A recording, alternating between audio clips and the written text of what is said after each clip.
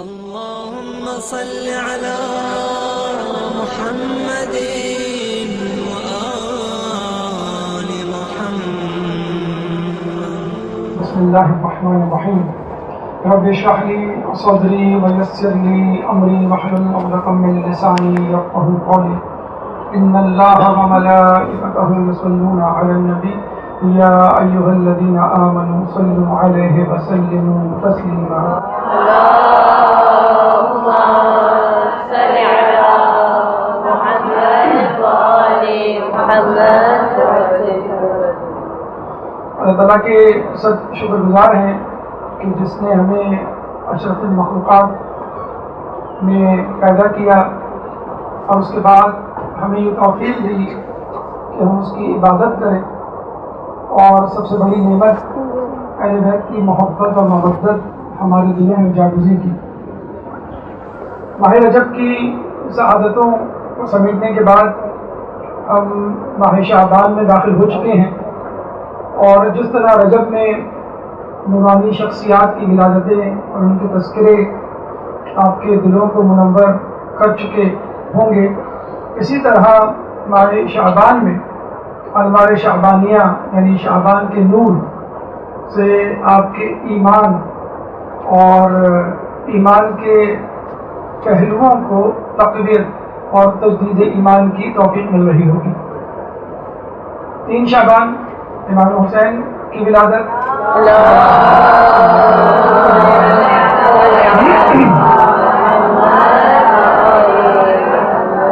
4 شعبان آپ کے علمبردار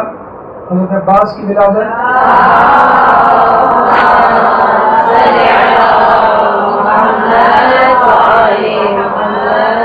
اور اس کے بعد 7 شعبان جناب قاسم علیہ السلام کی ولادت.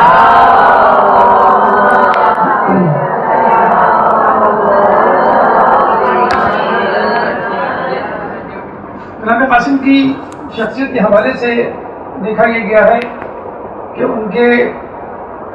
ہونے والے مظالم کا تذکرہ عموماً مسائل کی صورت میں ہمیں 8 محرم کی شب ملتا ہے، لیکن ان کی زندگی کے وہ حالات جو یقیناً بڑے مختصر سے ہیں، کیونکہ زندگی ہی انہوں نے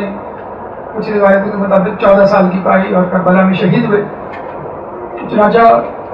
جناب قاسم کی زندگی کے حوالے سے کچھ گوشوں پر انشاءاللہ روشنی ڈالنے کی آج کوشش کریں گے. اللہ تعالیٰ سے دعا ہے کہ ہمیں اس کوشش میں کامیاب کریں. جناب قاسم کی زندگی کو ہم 2 حصوں میں تقسیم کر سکتے ہیں: کربلا سے پہلے کی زندگی سیرت طیبہ اور کربلا کے دوران پیش آنے والے حوادث اور مسائل. جہاں تک آپ کے نام کا تعلق ہے قاسم، تو عربی لغت میں قاسم خوبصورت چہرے والے کو کہا جاتا ہے، اور یہ بھی کہا جاتا ہے کہ آپ اپنے والد گرامی کی مثل تھے، شبیہ تھے، یعنی امام حسن مجتبی کی شبیہ.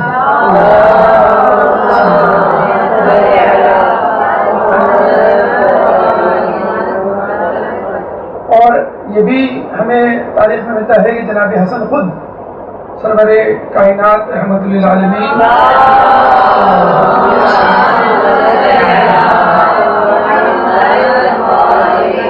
کی شبیہ ہیں. چنانچہ جناب قاسم امام حسن مجتبی اپنے والد گرامی کے وسیلے سے خود رسول اللہ کی شبیہ قرار پاتے ہیں. چنانچہ آپ کا ایک لقب یا آپ کا ایک مشہور نام یا جس جہد سے آپ کو پکارا جاتا ہے وہ شبیہ رسول جی ہے. اور یہ بھی کہا جاتا ہے کہ جس طرح رسول اللہ جب رات میں چلا کرتے تھے، رات کے اندھیرے میں، تو ایک روشنی کا حالہ سا آپ کے چہرے کے گرد ہوا کرتا تھا، جیسے چاند کے گرد روشنی کا حالہ ہوتا ہے. اور آپ دیکھتے بھی ہیں کچھ کتابوں میں جب معصومین کی تصاویر سے آپ کا سامنا پڑتا ہے تو چہرے کی بجائے ایک روشنی کا حالہ بنا دیا جاتا ہے. تو یہ کہا جاتا ہے کہ جب آپ لشکر شام میں چڑھائی کر رہے تھے تو وہاں جو گھمسان کی جنگ تھی اور جو اندھیرا تھا اور جو اژدہام تھا، اس میں آپ کا چہرہ چودھویں کے چاند کی طرح چمک رہا تھا. نام کے حوالے سے یاد رکھیے کہ عربوں میں اگر کسی مشہور شخصیت کا نام ہوتا ہے تو اس نام کی پھر بار بار تکرار ہوتی ہے، تاکہ اس شخصیت کی طبیعت، مزاج اور سیرت کے اثرات اس بچے پہ پڑے جس کا یہ نام رکھا جا رہا ہے. چنانچہ قاسم نام کے ہمیں 4 نام خود کربلا کے میدان میں ملتے ہیں. قاسم بن محمد بن ابی بکر، یعنی خلیفہ اول کے صاحبزادے کے فرزند قاسم ابن محمد بن ابی بکر، جن کے بارے میں کہا جاتا ہے، محمد بن ابی بکر کے بارے میں کہا جاتا ہے کہ خلیفہ اول کی وفات کے بعد ان کو جناب امیر المومنین نے اپنی زیر تربیت رکھا اور ان کی پرورش کی. اور وہ اکثر یہ کہا کرتے تھے کہ محمد بن ابی بکر، یعنی محمد جو ہے وہ ابی بکر کے سلب سے ہے لیکن میرا بیٹا ہے. اور پھر ہم دیکھتے ہیں کہ وہ جنگ صفین میں بھی لڑتے ہیں اور اس کے بعد جنگ جمل میں بھی لڑتے ہیں، اور جنگ جمل میں ان کو شہید کر دیا جاتا ہے. اس طرح کے گدھے کی کھال میں سی کر زندہ جلا دیا جاتا ہے حاکم شام کے لوگوں کے ہاتھوں. اس کے بعد جو دوسرا نام ہمیں قاسم نام کا کربلا ہی کے میدان میں ملتا ہے، قاسم بن محمد بن جعفر طیار. جعفر طیار کے ایک بیٹے عبداللہ بن جعفر طیار جو مدینے میں رہ گئے تھے، دوسرے بیٹے کربلا کے میدان میں محمد بن جعفر طیار. جعفر طیار کے جن کو جنگ موطا میں شہید کیا گیا، جن کے بازو قلم کیے گئے، جن کے بارے میں رسول اللہ نے یہ خوشخبری دی کہ اب وہ جنت میں اپنے 2 پروں کے ساتھ پرواز کر رہے ہیں، جبھی ان کا نام طیار پڑا. اسی بعد قاسم بن عباس، یعنی حضرت عباس علمدار کے خود ایک بیٹے کا نام قاسم تھا. اس کے علاوہ قاسم بن حبیب ابن مظاہر، حبیب ابن مظاہر جو کوفے سے آئے تھے، ان کے ساتھ ان کا بیٹا قاسم بھی ان کے ساتھ تھا. تو یہ 4 قاسم ہمیں ملتے ہیں کربلا کے میدان میں. اور جب ہم مزید تحقیق کرتے ہیں اور یہ دیکھتے ہیں کہ قاسم نام کیوں اتنا زیادہ مشہور و معروف تھا اور کیوں اتنی بڑی شخصیات نے اپنے بیٹوں کا نام قاسم رکھا، تو ہم تاریخ کے جھروکوں میں جب جھانکتے ہیں تو پتہ چلتا ہے کہ خود رسول اللہ کے پہلے فرزند کا نام قاسم تھا. اور بعثت سے پہلے، یعنی اعلان رسالت سے 2 سال پہلے ان کی پیدائش ہوئی اور 2 سال ہی میں ان کا انتقال ہو گیا، جس پہ رسول اللہ کو بہت رنجیدگی ہوئی. اور انہی صاحبزادے کی کنیت پر، انہی صاحبزادے کے نام پر رسول اللہ کی کنیت ابو القاسم پڑی، جو ہمارے تقریباً ہر خطبے کا جز بن چکی ہے کہ الصلاۃ والسلام علی رسول کریم خاتم النبیین شفیع المذنبین ابو القاسم محمد.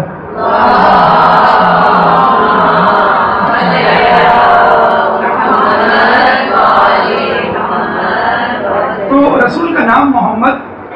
اور ان کی کنیت ابو القاسم ہے. لیکن رسول اللہ نے اس کے بعد یہ تاکید سے کہا تھا کہ میرے بعد کوئی ان 2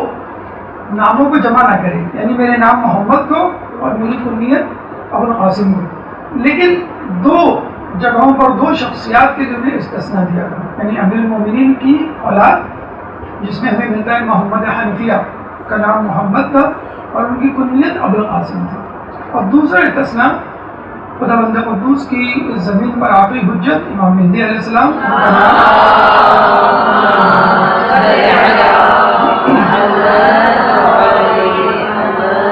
ان کا نام محمد اور ان کی کنیت ابو القاسم تھا. کہ خود رسول اللہ کی حدیث میں ملتا ہے کہ زمین کی آخری حجت جو اس دنیا کو اپنے عدل و انصاف سے اس طرح بھر دے گی جیسے وہ ذمہ و جور سے بھری ہوئی ہوگی، اس کا نام میرے نام پر یعنی محمد اور اس کی کنیت میری کنیت پر یعنی ابو القاسم. اور رسول اللہ کی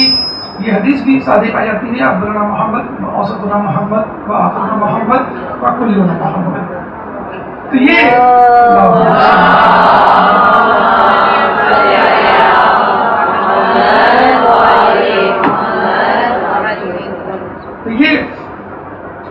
مختلف حوالے سے جناب قاسم کی تشریحات اور توضیحات تھی اور ان کا تاریخی پس منظر تھا. کہتے ہیں کہ جب امام حسن سے پوچھا گیا کہ آپ نے اپنے بیٹے کا نام قاسم کیوں رکھا، انہوں نے بتلایا کہ میں چاہتا ہوں کہ جب کربلا کے میدان میں میرا بھائی حسین قاسم کو شہادت کے لیے پیش کرے، جنگ کے لیے پیش کرے، تو لوگوں کو رسول اللہ کا بیٹا قاسم یاد آ جائے کہ ہم قاسم ابن حسن کو نہیں قتل کر رہے بلکہ ہم قاسم ابن محمد کو قتل کر رہے ہیں. ایک تو نام رسول اللہ کے بیٹے پر اور شبیہ رسول اللہ کی صورت، تو ہو سکتا ہے رسول اللہ کی محبت جو ہے ان کے دل میں دوبارہ جاگ اٹھے اور وہ اس کام سے، اس قبیح فعل سے باز آ جائے. لیکن آپ نے دیکھا کہ ایسا نہ ہوا. اور پھر امام نے یہ بھی کہا کہ چونکہ ان کی نفرت رسول اللہ کے لیے گھر کر گئی تھی، چنانچہ اب ان کی روز محشر مغفرت نہیں ہوگی. بلکہ خود مولا کائنات سے جب پوچھا گیا کہ آپ کیا سمجھتے ہیں کہ اگر آپ کی اولاد کی جگہ رسول اللہ کی اولاد ہوتی، یعنی قاسم، طاہر، عبداللہ، اس کے بعد جو 2 بیٹے اور ہوئے تھے مدینے میں، تو یہ 3 بیٹے ہوتے، وہ جوان ہوتے اور ان کی اولادیں ہوتی، تو کیا لوگ ان پہ ظلم و ستم کرتے یا ان کو اس طرح شہید کرتے، قتل کرتے؟ تو آپ نے کہا کہ بخدا وہ ایسا ہی کرتے کیونکہ ان کے دلوں میں رسول اور خاندان رسول، رسالت اور خاندان رسالت کی نفرت گھر کر گئی تھی۔ اب وہ بیٹے خود رسول اللہ کے سلب سے ہوں یا جسے کہتے ہیں کہ ان کے بعد ان کی بیٹی بطن مقدس سے ہوں، ان کو یہ کرنا تھا۔ تو چاہے رسول اللہ کے بیٹے سامنے آ جائیں یا علی کے بیٹے سامنے آ جائیں، ان کو قتل کیے بغیر ان کی خلافت، ان کی حکومت کا راستہ ہموار نہیں ہو سکتا تھا۔ تو یہ قاسم نام کی توجیہ کہ جس کی بنا پر ان کا نام رکھا گیا اور جسے کہتے ہیں کہ آپ نے حجت تمام کی گئی، کہ شاید ان کو رسول اللہ کی باتیں، شاید رسول اللہ کی محبت ان کے دل میں گھر کر جائے۔ کچھ علماء اعلام نے ایک نئے پہلو سے، ایک مختلف جسے کہتے ہیں جہد سے آپ کے نام پر روشنی ڈالی، جیسے کہ ہم نے آپ کو پہلے بتایا تھا کہ جناب زینب کا نام زہرا سے مستعار لیا ہے یا علی سے مستعار لیا گیا ہے، نون حسنین سے مستعار لیا گیا ہے، بے نبی سے مستعار لیا گیا ہے۔ اس طرح قاسم کے بارے میں کہا جاتا ہے قاف کا مطلب قدیر، جو کہ اللہ تعالیٰ کا ایک نام ہے، الف سے اللہ، سین سے سلامتی اور میم سے مومن، یعنی اللہ کی قدرت ہے جو مومنین کے لیے سلامتی ہے۔ یقیناً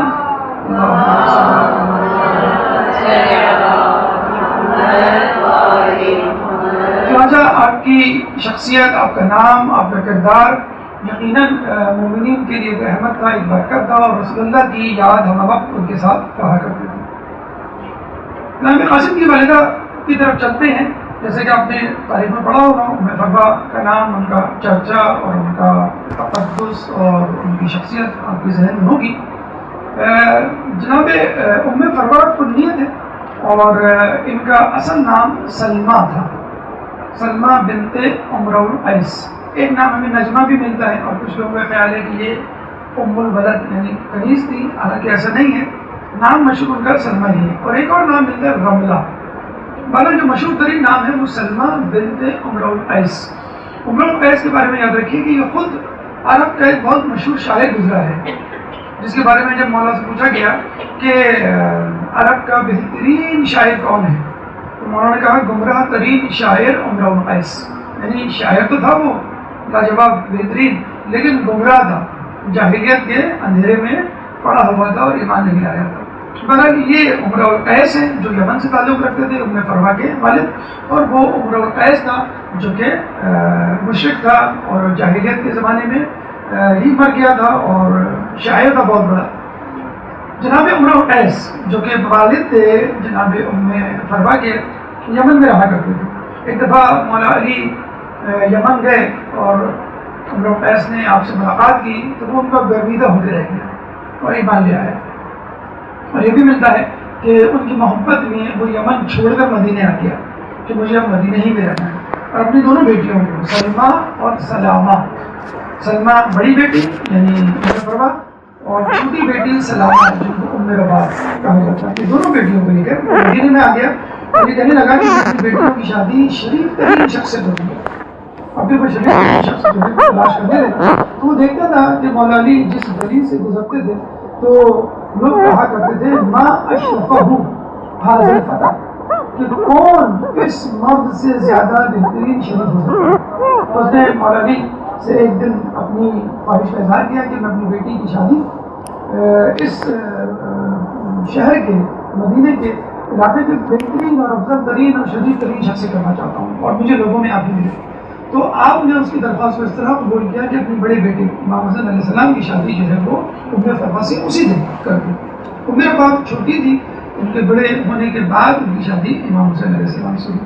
ام فروا سے شادی کے بعد جو کہ 35 ہجری میں ہوئی، آپ کے 4 بیٹے اور 2 بیٹیاں پیدا ہوئی، اور ام فروا جن کی شادی امام حسین سے ہوئی ان سے 2 اولادیں ہوئی، ایک جناب علی اصغر اور ایک بی بی سکینہ۔ چنانچہ علی اصغر اور جناب قاسم آپس میں چچا زاد بھائی بھی ہیں اور خالہ زاد بھائی بھی ہیں۔ چچا زاد بھائی حسن حسین کی وجہ سے ہیں اور خالہ زاد بھائی جو ہیں وہ ام فروا اور ام رباط کی وجہ سے جو دونوں بہنیں تھیں۔ بہرحال آپ کے والد جناب قاسم کے حوالے سے قاسم ابن حسن، تو امام حسن آپ کے والد تھے، اور آپ کو معلوم ہونا چاہیے کہ جب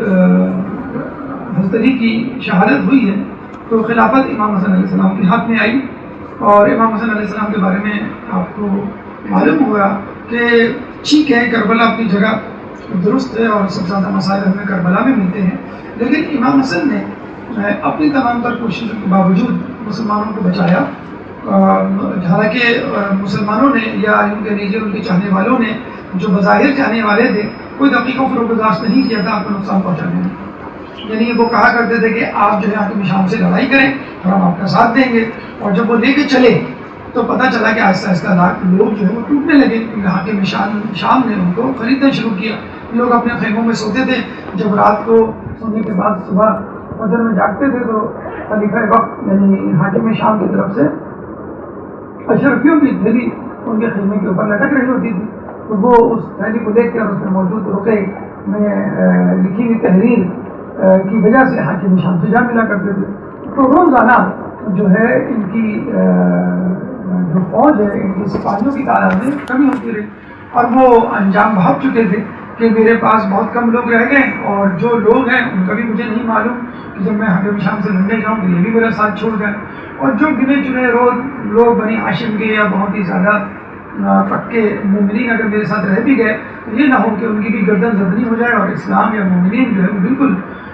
اس سطح ہستی سے دنیا سے مٹ جائیں۔ چنانچہ انہوں نے صلح کر لی، اور صلح کی بھی پیشکش خود حاکم شام کی طرف سے ہوئی اور سفید سادے کاغذ بھی ہوئی، تو یہاں یہ بات ہمیں جان لینی چاہیے کہ فتح دراصل خود امام حسن کی ہوئی، اور صلح کا حق وہ بڑھاتا ہے کہ جو ہار چکا ہو، حاکم شام کی طرف سے ہوئی، اور جو شرائط ہوئی اس میں طے ہوئی، اس میں مومنین کا خاص خیال رکھا گیا، کوفے میں رہنے والے مومنین کا، اہل بیت کا، اور اہل بیت میں جو لعن طعن بھیجی جا رہی تھی اس کو ختم کروانے کا، پھر ایک مخصوص شہریے کا، چنانچہ بہرحال تمام شرائط مومنین کے اور مسلمانوں کے حق میں تھی، لیکن پھر بھی لوگ آپ سے بہت ناراض ہوئے اور خدا نخواستہ آپ کو مذلل مومنین کا لقب دیا، نعوذ باللہ، یعنی امیر المومنین، مومنین کے امیر آپ کے والد گرامی تھے، تو اس کے حوالے سے کہا وہ تو امیر المومنین تھے لیکن آپ مذلل المومنین، نعوذ باللہ، مومنین کو ذلیل کرنے والے یا کروانے والے۔ لیکن یہ بالکل اسی قسم کا الزام ہے، یہ جو کہہ لیجیے اسی قسم کے شک و شبہ کا اظہار ہے جو خود رسول اللہ سے صلح حدیبیہ کے وقت روا رکھا گیا، اور صلح حدیبیہ کے وقت کچھ لوگوں کے دلوں میں نبوت کے متعلق خیال بھی آیا کہ کیا واقعی آپ نبی ہیں، کیا واقعی نبوت کے حامل ہیں، پھر بعد میں انہوں نے اس کی توبہ بھی کی، استغفار بھی کیا۔ بہرحال بات کے دنوں میں لوگوں نے ثابت کر دیا، تاریخ نے ثابت کر دیا کہ آپ کا فیصلہ بالکل صحیح تھا، اور دوسری جو تہمت یا الزام آپ پہ لگایا گیا وہ کثرت ازدواج ہے، جو غیر شیعہ افراد نے اتنا زیادہ اس کو بڑھا دیا کہ آپ کی شادیاں جو ہے وہ 300 تک پہنچا دیں۔ جب مومنین نے، علماء نے، محققین نے اس کی باقاعدہ تحقیق کی تو پتہ چلا کہ اگر ہم 300 شادیاں لے لیں تو ہر 6 مہینے بعد ایک شادی، تو اس زمانے میں بہرحال کوئی امیر خاندان سے تعلق نہیں تھا، فخر و فاخر کی زندگی بہرحال تھی، رسول اللہ کے جانے کے بعد ان کی زندگی تنگ کر دی گئی تھی، تو کسی طرح ایک عام شخص کے لیے یہ ممکن ہی نہیں تھا کہ وہ خارج شادی کے اخراجات برداشت کر سکتا۔ اور پھر یہ بھی ملتا ہے کہ رسول اللہ ایک دفعہ امیر المومنین نے ممبر پہ آ کے یہ کہا کہ لوگوں میرے بیٹے سے اپنی بیٹیوں کی شادی نہ کرو، یہ طلاق بہت دیتا ہے، تو اپنے بیٹے کی اس طرح تذلیل کرنا، اور پھر تذلیل یا جسے کہتے ہیں کہ حقیقت آشکار کرنے کے بعد لوگوں میں پھر دوبارہ آپ سے رجوع کرنا، یہ بتا رہا ہے کہ واقعی آپ قابل بھروسہ تھے۔ بہرحال یہ دونوں گفتگو، یہ دونوں الزامات جو ہے وہ تاریخ نے غلط ثابت کیے، محققین نے اس کے بارے میں اس کے خلاف جو ہے دلائل بھی دیے، تو اس صورتحال سے امام حسن علیہ السلام جو ہے وہ گزر رہے تھے۔ لیکن بہرحال جناب قاسم کی ولادت کے بعد کہا یہ جاتا ہے کہ امام حسن علیہ السلام فقط 4 سال زندہ رہے۔ جب آپ بستر شہادت پڑھتے ہیں اور جب اپنی وصیت کر رہے تھے تو کہتے ہیں کہ تعویذ جو ہے انہوں نے امام جناب قاسم کے بازو پر باندھا، تمام چاروں لڑکوں کے بارے میں تھا، لیکن بازو کا انتخاب جو ہے جناب قاسم کا ہوا، اور یہ کہا گیا کہ جب تمہارے چچا یعنی حسین ابن علی پر کوئی مصیبت آئے تو تمہیں تعویذ کھول کر پڑھ لینا اور اس میں جو کچھ لکھا ہے اس پر عمل کرنا۔ پھر ہم مسائل میں دیکھتے ہیں کہ جب تعویذ کھولا گیا تو اس میں یہ لکھا تھا کہ تم اپنے چچا حسین ابن علی کی مدد کرو۔ بہرحال جب ان کا وقت آخر آیا جناب قاسم کے بارے میں کہا جاتا ہے کبھی وہ اپنی امی ام فرفا کے دامن سے لپٹ کے روتے اور کبھی اپنے بابا کے سینے پہ گر کے روتے. تو 4 سال کی زندگی میں انہوں نے یتیمی کا زخم جو ہے وہ سہا. اس کے بعد آپ کی پرورش، آپ کی تربیت جو ہے امام حسین علیہ السلام کے ذمہ آ گئی. اور آپ کو معلوم ہے کہ عرب میں چچا بھتیجے کی محبت بہت زیادہ مشہور ہے، اور ہمیں یہ محبت سب سے پہلے حضرت ابو طالب کے ذریعے نظر آتی ہے کہ اس طرح انہوں نے اپنے بھتیجے رسول اللہ کی تربیت کی، محافظت کی، اور ان کو پال پوس کے جوان کیا، اور ان کو اپنے بیٹوں پر جو ہے وہ ترجیح دی اور اپنے ساتھ سلایا کرتے تھے، اپنے ساتھ رکھا کرتے تھے. لگتا تھا کہ شاید وہی بیٹے ہیں اور دوسرے ان کے بیٹے نہیں ہیں. تو امام حسین علیہ السلام نے بھی یہی کیا کہ اپنے بھائی امام حسین علیہ السلام کی شہادت کے بعد جناب قاسم کو بالکل اپنے بچوں کی طرح پالا، اور کبھی بھی ان کو ان کے یتیم ہونے کا احساس نہیں دیا. جناب قاسم جب بھی کوئی چیز مانگتے، کوئی بات کہتے، اس چیز کو فوراً مہیا کر دیا جاتا، دستیاب کر دیا جاتا، اور ان کو ان کی بات، ان کے خواہش کو پورا کیا جاتا. کہتے ہیں کہ جب بھی جناب حسن سفر میں جاتے تھے تو جناب عباس اور جناب علی اکبر کے ساتھ ساتھ آپ کو بھی اپنے ساتھ لے جایا کرتے تھے. ابتدائی تعلیم، بنیادی علوم جو ہے انہوں نے اپنے والد امام حسین علیہ السلام سے حاصل کیے، اور اس کے بعد علوم قرآنی کے بارے میں کہا جاتا ہے خصوصی طور پہ امام حسین علیہ السلام نے اپنے بھتیجے کو علوم قرآنی سکھائے. کہتے ہیں آپ کی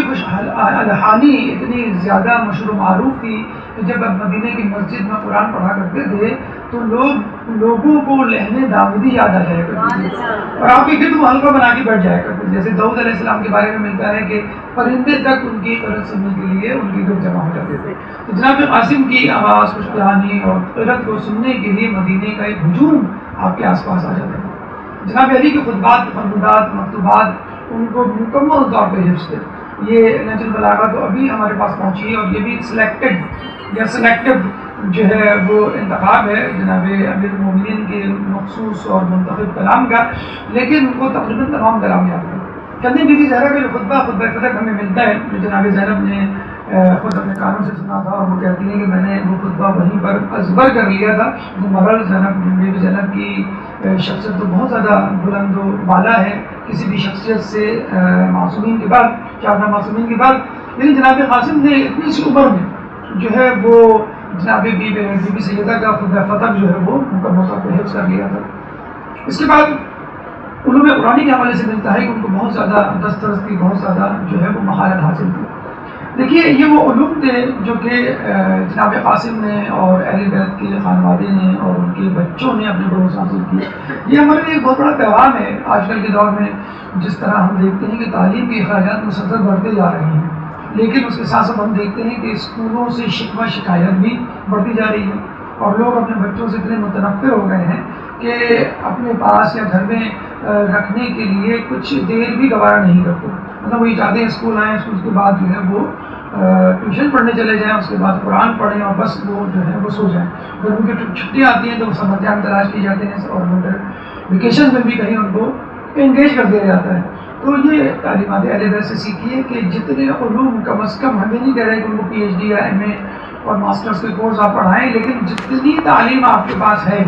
جتنا علم آپ کے پاس ہے، کم از کم وہ پہنچائیں. کوئی جتنے خلوص سے آپ ان کو پڑھائیں گے اتنے خلوص سے کوئی اور نہیں پڑھائے گا. اس کے ساتھ ساتھ تعلیم کے ساتھ ساتھ تربیت بھی آپ کا جز ہوگی، جبکہ اسکولوں میں، کوچنگ سینٹرز میں، ٹیوشنز میں اس کا خاص خیال نہیں رکھا جاتا. ان کو تربیت سے کوئی لگاؤ نہیں ہے. وہ یہ چاہتے ہیں کہ بس بچے کو تعلیم دے دی جائے، بلکہ اب تو یہ ہونے لگا ہے کہ بچے کو کسی طرح اچھے گریڈ سے پاس کروا دیا جائے. ان کو اس سے فکر نہیں ہوتی ہے کہ بچے کو کیا تعلیم دے رہے ہیں، صحیح تعلیم دے رہے ہیں یا غلط تعلیم دے رہے ہیں. تو آپ اپنے بچے کو تعلیم دیں گے، تعلیم کے ساتھ تربیت بھی دیں گے. جب آپ تربیت دیں گے تو حق و باطل کا فرق بھی سکھائیں گے، صحیح اور غلط میں تمیز بھی سکھائیں گے، ادب و آداب بھی سکھائیں گے. اور ظاہر سی بات ہے کہ جب بچہ آپ کے ساتھ ایک ایسوسیشن پیدا کر دے گا، تعلق ایک ربط پیدا کرے گا، تو خود بخود آپ کی بچے سے محبت بڑھتی چلی جائے گی. کہتے ہیں نا کہ نظر سے دور دل سے دور، کہ جب بچہ آپ سے دور ہوگا تو خود بخود وہ آپ کے اندر جو محبت ہے یا اس کے اندر محبت ہے وہ کم ہوتی چلی جائے گی.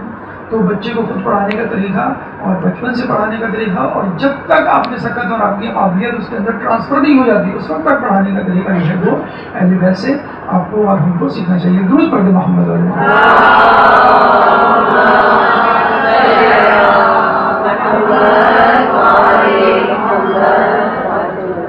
دیکھیے ہم نے پہلے بھی ذکر کیا تھا کہ خاندان اہل بیت معصومین اور ان کے اطراف کے جتنے بھی لوگ ہیں اللہ تعالیٰ ان کو بچپن سے تیار کیا کرتا ہے اور ان کے اوصاف حمیدہ گہوارے ہی سے ظاہر ہونے شروع ہو جاتے ہیں. جیسے مولا علی کے بارے میں ملتا ہے کہ گہوارے میں کس طرح انہوں نے اجدہے کے 2 ٹکڑے کیے، اور جس طرح ہمیں ملتا ہے کہ کس طرح جو ہے وہ مولا علی نے اور امام زمانہ نے جو ہے وہ بچپن میں کلام کیا، جس طرح انبیاء کے بارے میں ملتا ہے.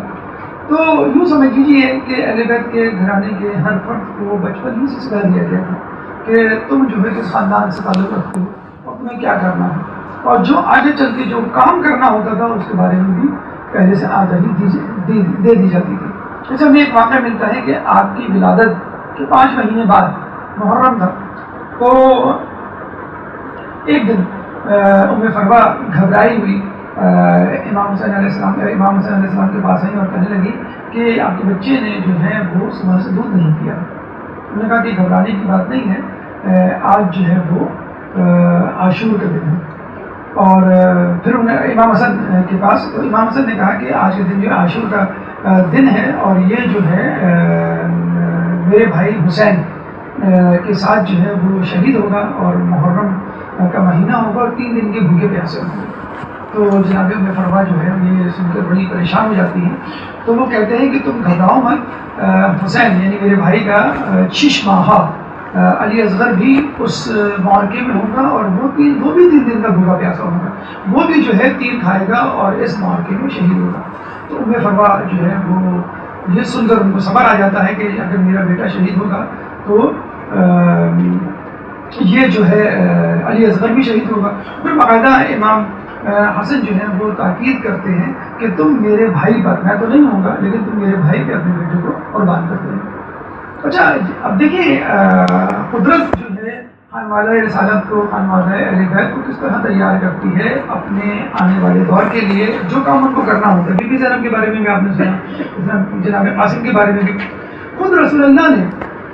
اہل بیت کو اور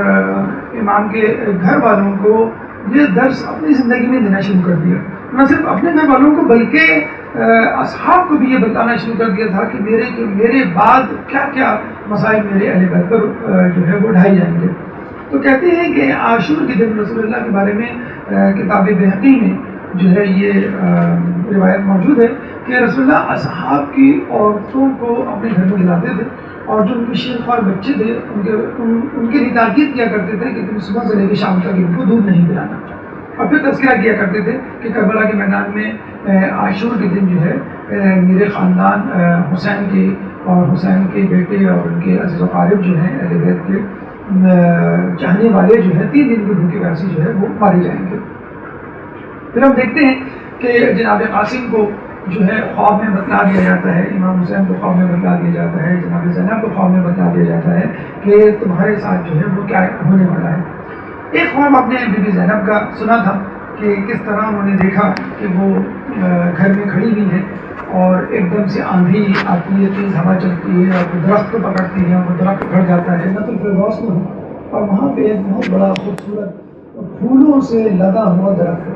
اور اس کی جو سب سے بڑی سب سے اوپر کی شاخ ہے اس میں ایک سرخ پھول لگا ہوا ہے، اور وہ پھول میں توڑنے کے لیے آگے بڑھتی ہوں کہ ایک دم سے آندھی چلتی ہے اور وہ پھول ٹوٹ کر نیچے گر جاتا ہے. جب وہ پھول نیچے گرتا ہے تو میں جھک کر اس پھول کو اٹھانے کی کوشش کرتی ہوں، اور جیسے میں اٹھانے کی کوشش کرتی ہوں پھر ایک آندھی چلتی ہے اور اس پھول کی پنکھڑیاں بکھر جاتی ہیں. اتنے میں امام حسین آتے ہیں اور وہ آ کر اس پھول کی پنکھڑیوں کو چنتے ہیں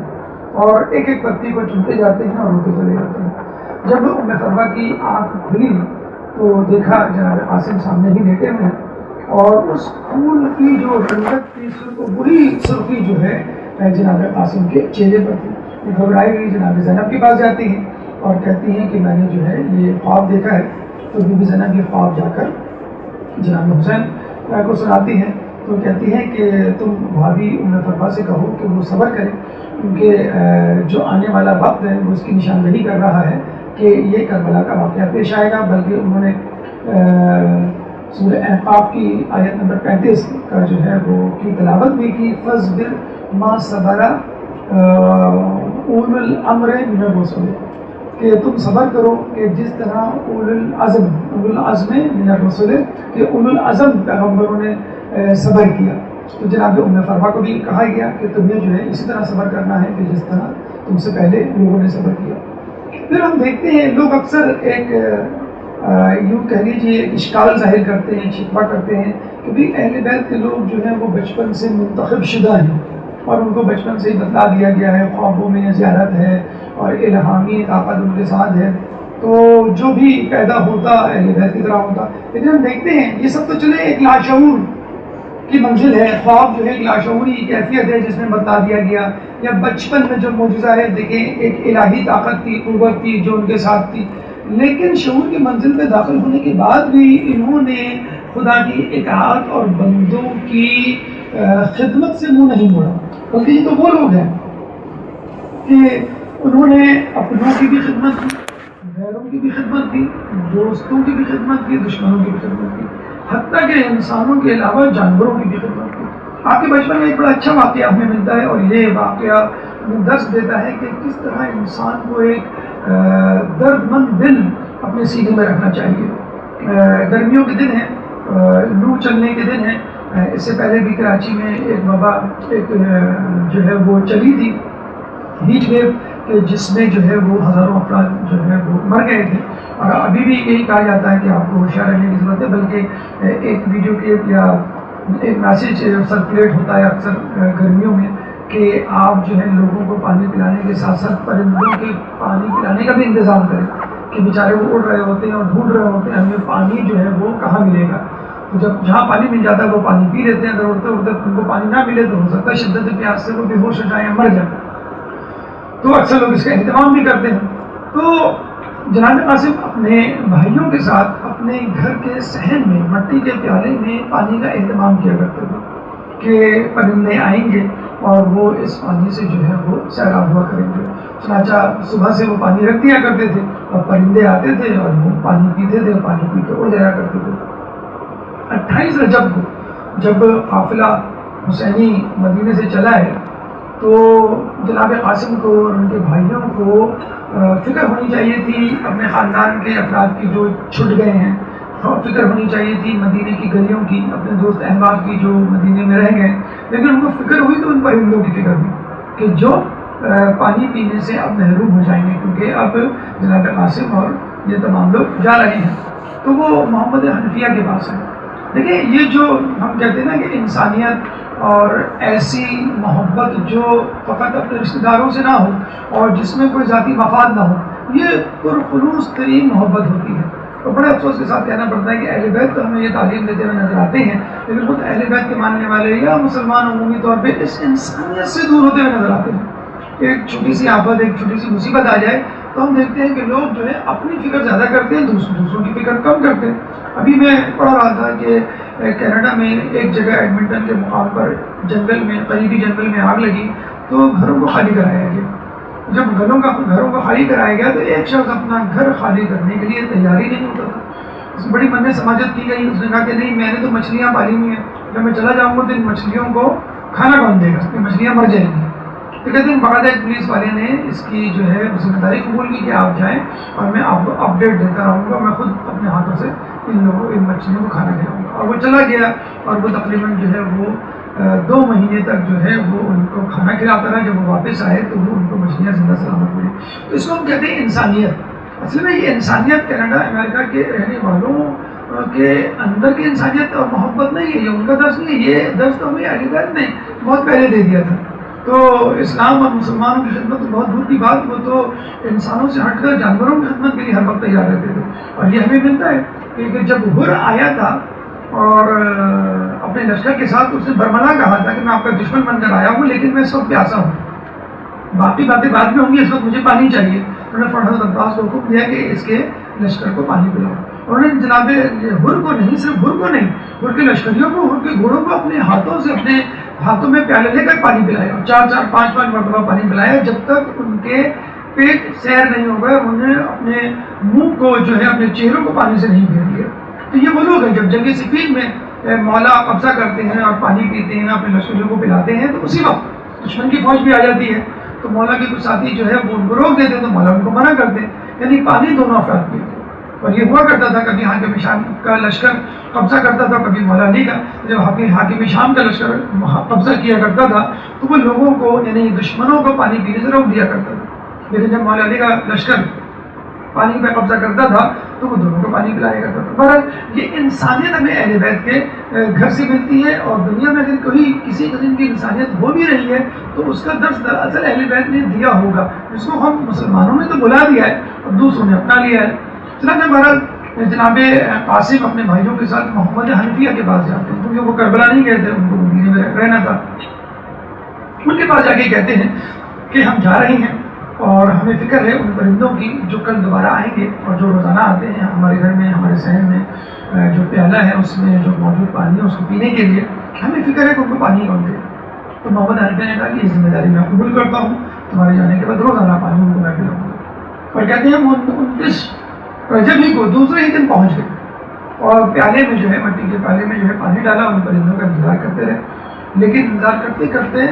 صبح سے دوپہر, دوپہر سے شام اور شام سے مغرب ہوئی, وہ پرندے نہیں ہیں. بڑے حیران ہوئے. پھر اگلے دن دوبارہ انہوں نے پانی ڈالا, پھر پرندوں کا انتظار کیا, لیکن وہ پرندے نہیں ہیں.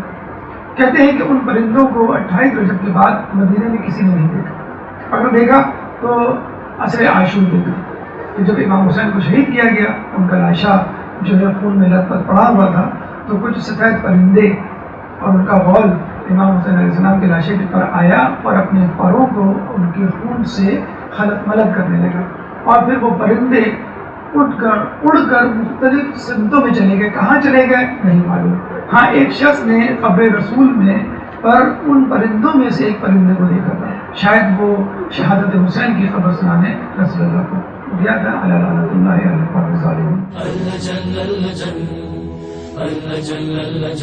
مولا